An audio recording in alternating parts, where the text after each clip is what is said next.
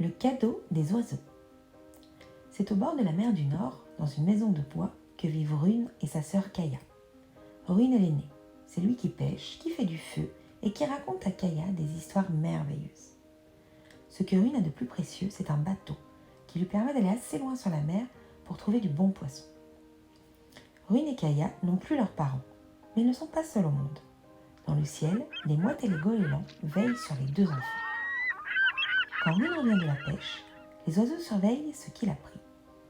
Et si la pêche a été mauvaise, ils laissent tomber dans le bateau quelques poissons qu'ils ont attrapés avec leur bec pour que Rune et Kaya aient assez à manger.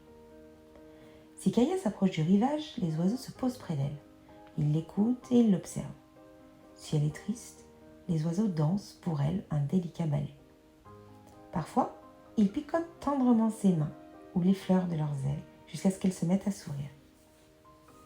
Un soir de décembre, alors que Kaya et Rune regardent la mer assis près d'un feu de bois, une mouette passe au-dessus d'eux et laisse tomber une feuille de papier toute froissée.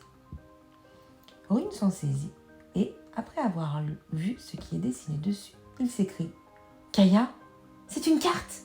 Et regarde, un lieu y est marqué d'une croix. C'est certainement l'endroit où est caché un trésor. Oh, merci, chère mouette, pour ce précieux courrier !» Le soir, avant de se coucher, il dit à Kaya « Petite sœur, au lever du jour, je m'en irai en bateau à la recherche du trésor. »« D'accord, Rune, mais j'irai avec toi !» s'exclame Kaya.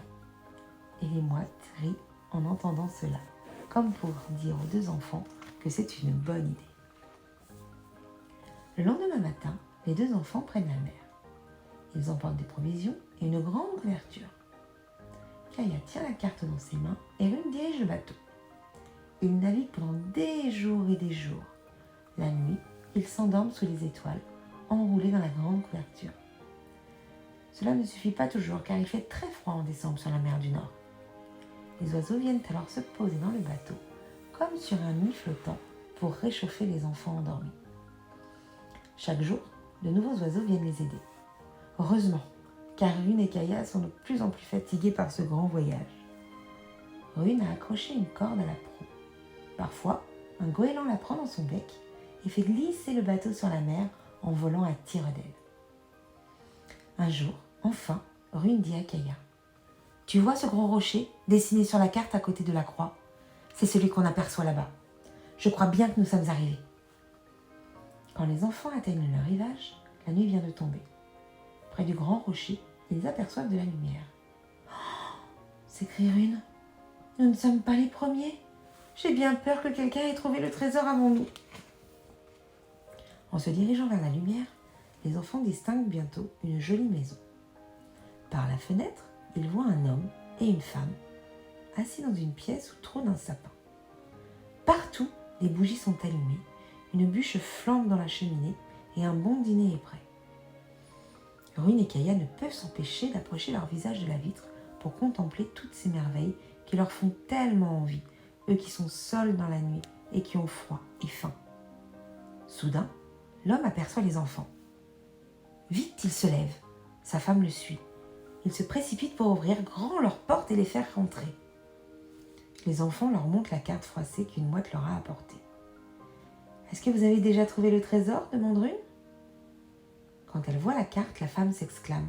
« Mais c'est la carte que j'avais dessinée il y a des années. Je l'ai jetée l'autre jour. Elle servait à indiquer l'endroit où nous voulions faire construire notre maison. » « Oui, se souvient l'homme, nous voulions une grande maison pour y loger beaucoup d'enfants. » Tous deux regardent Rune et Kaya, les larmes pleines des yeux. « Mais nous n'avons jamais eu d'enfants. »« Maintenant, reprend la femme en souriant, il y a enfin des enfants dans cette maison puisque vous êtes arrivés jusqu'à nous. » Alors, Rune et Kaya se disent qu'ils ont trouvé le trésor le plus précieux qui soit grâce aux oiseaux. L'homme et la femme, eux, se disent que cette nuit si belle leur offre le plus beau cadeau qu'ils pouvaient espérer. En dehors, des oiseaux, par centaines, applaudissent en battant des ailes et chantent de la terre jusqu'au ciel. Joyeux Noël!